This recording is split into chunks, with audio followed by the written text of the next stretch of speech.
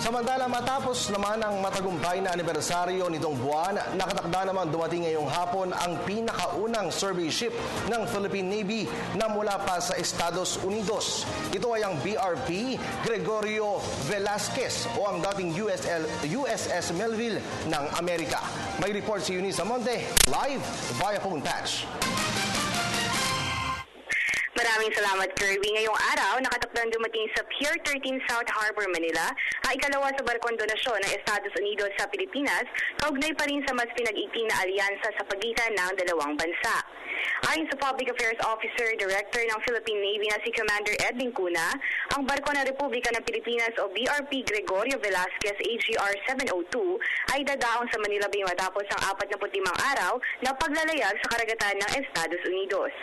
Ang AGR 702 ay dating USS Melville na research ship ng US Navy. Matatandaan sa kanyang pagbisita dito sa APEC Summit Nobyembre noong nakaraang taon, una na ipinangako ni US President Barack Obama ang kanilang dalawang barkong donasyon sa Pilipinas.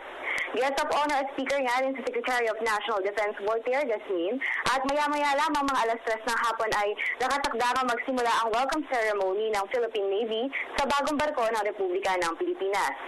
At yan muna ang pinakahuling balita kaugnay ng selebrasyon ng Philippine Navy sa pinakabagong karagdagan na kagamitan sa ating pandepensa. Para sa Telebisyon ng Bayan, ako si Eunice Amonte. Maraming salamat sa iyo, Eunice.